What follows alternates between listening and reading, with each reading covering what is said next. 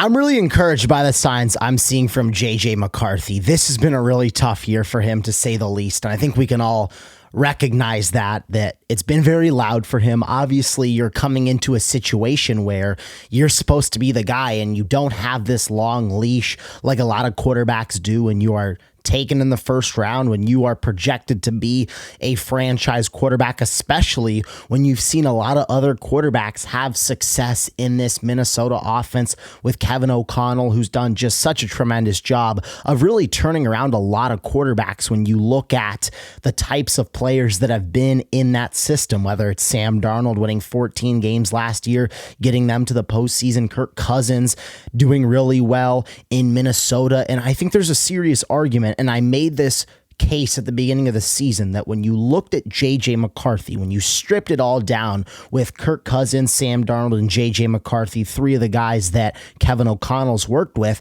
I think you could make a serious case that stripping down just the pure talent, whether it's the velocity on the football, whether it's the accuracy, whether it's the mobility, getting out of the pocket, the speed, whatever it may be, I felt that JJ McCarthy was the most talented quarterback that Kevin O'Connell has worked with in Minnesota. And that was one of the reasons why I was so excited to see JJ in this system. And obviously it's been a very bumpy ride, but I've been very encouraged by the last few weeks and just him riding out this roller coaster. And yet he's continued to step up when really it gets loud, and it has been really, really loud for him. And I loved watching his performance on Sunday Night Football against the Cowboys, one of his better games that he's played all season long. Completed 62% of his passes, 250 yards, 2 touchdowns through the air, 1 rushing, and then he had 1 interception as well after that deflected pass in the first quarter on that first drive of the game.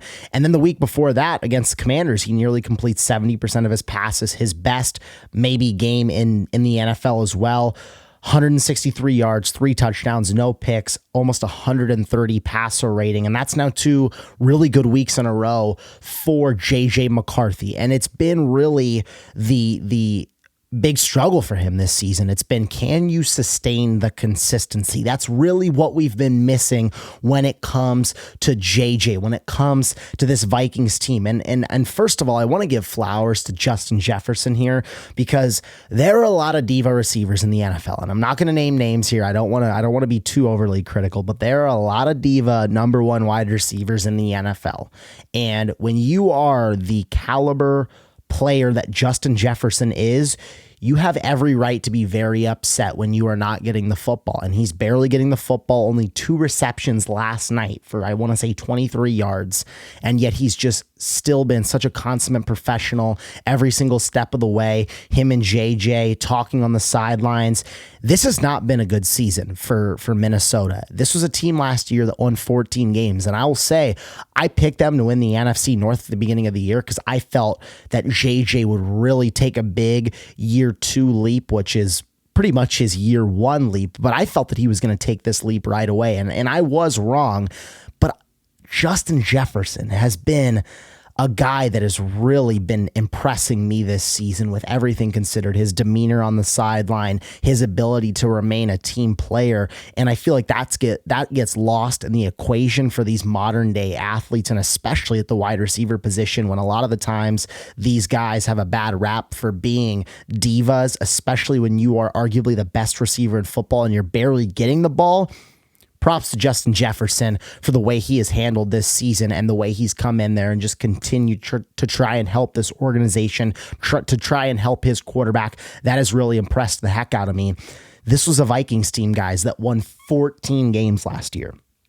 And you're putting in JJ McCarthy and you're expecting to take that next step. And when it doesn't happen, you can ask a lot of question marks internally, This is a really weird tweener phase that Minnesota's in, because normally when you're taking a quarterback in the first round, the team around them is really bad. So you're giving them a few years to figure it out with other players, and these guys have longer leashes. And when I say they're in a tweener phase, it's a tweener phase because of the fact that this roster, outside of the quarterback position is constructed to go win a Super Bowl, whether it's this elite defense under Brian Flores or a pretty solid offensive line that did struggle in the beginning of the season, but it's been pretty good for most of the last few games or so, and even into last season with a lot of the guys coming back. This has been a good offensive line. You have a pretty solid running game with Aaron Jones and Jordan Mason, that nice 1-2 punch.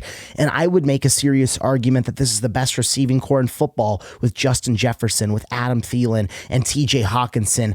Folks, this roster is constructed to go win a Super Bowl outside of the quarterback position. So when you don't have that type of production with a first round quarterback, you start to ask yourself questions. What do we got to do? Because the clock is ticking. When you are paying these types of guys money and when you have so many talented players, you can't retain these guys forever. And your window is very, very short. And that's what we see a lot of the times with these great teams. And so, yes, you may not be paying a quarterback right now. You've still got to hit you still got to hit the home run.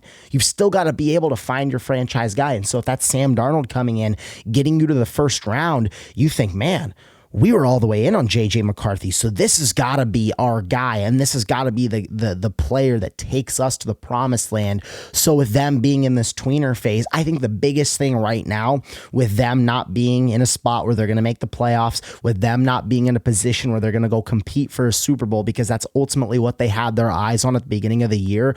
I think the biggest thing for Minnesota right now is to continue to see JJ McCarthy in these final few games of the season to take positive steps in the right direction. That is without a doubt the biggest thing that you want to see. You want him to prove that he can be your franchise guy. And I think these last 2 weeks have been really impressive. And now you want to see him build on this with everything that's happened this year, with games where he's completed 37% of his passes on Sunday Night Football against the Falcons earlier this year, or games where he struggled for 3 quarters and led a massive fourth quarter turnaround against the Bears on the road. He's got it. He's got the it factor. It just comes down to consistency. It just comes down to, can JJ McCarthy for 60 minutes play a clean game and not get himself in trouble, not turn the ball over, not get into these frenzy streaks where he's throwing incompletions.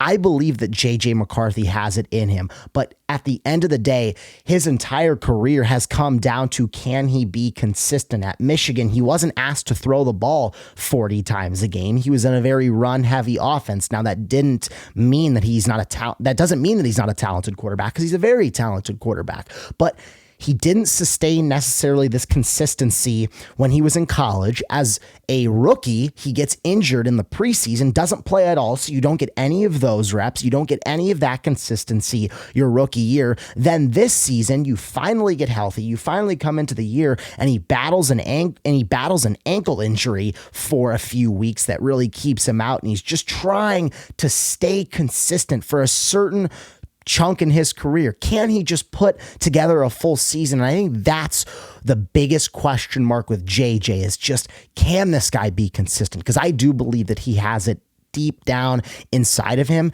It's just going to take this confidence. It's going to take the reps, and it's going to take more games. And it's similar almost to what Anthony Richardson's going through with the Colts, where it's like you have Shane Steichen, who's a third-year coach coming into this season. And Anthony Richardson battled injuries his first year and his second year. And so Indy had to make a tough decision with Shane Steichen, where they say, okay, it's year 3, Shane. It's year 3, AR. You guys haven't done anything. It's time to show something, or else both of your jobs may be on the line. So Shane Steichen had to make a really tough decision. He sits down the former top 5 overall pick from only 3 years ago. He hasn't played at all this year. Now, I understand he's been a little bit hurt, but at the beginning of this season, he was healthy, and they didn't play him at all. Now, I'm not insinuating that this is what Minnesota's going to do, but I don't think we can necessarily rule out that they're going to bring in a quarterback to maybe give a little bit of competition to JJ. Regardless, I think this is his team. You don't want him looking over his shoulder, that if he ever makes a mistake, that he's going to potentially get benched. You want him to be as confident as possible, because when he's confident, he's proven that he can be a very solid quarterback in the National Football League. Minnesota has a plethora of weapons to help him thrive. Kevin O'Connell is a coach that has a brilliant track record of making quarterbacks into excellent players, and that's what I believe we will see from JJ. But to close out this season, to prove to Minnesota, JJ McCarthy needs to step up and continue to take steps in the right direction. To heck with having a bad draft pick if you're Minnesota. You don't care. You want to win out. You want to prove that you've got your guy under center, and that's going to give you all the confidence in the world to go compete in the NFC next year and to go compete in a brutal NFC North, because this division's not going anywhere. Jordan Love is a bona fide superstar in the National Football League. And although Micah just got hurt, this Packers team is going to be good for a long time. Caleb Williams, in his second year in the National Football League, in his first year with Ben Johnson, is currently at the helm and at the forefront of the NFC North Conference. They're not going anywhere anytime soon. And you have the Detroit Lions, who, even though they are 8-6, they won 15 games last year and they were the number one seed in the NFC North, and in the NFC as a whole, they aren't going anywhere. So the point to all of this is that brutal division, brutal conference, JJ McCarthy, put forward your best foot over these last few games and prove that you are the guy in Minnesota.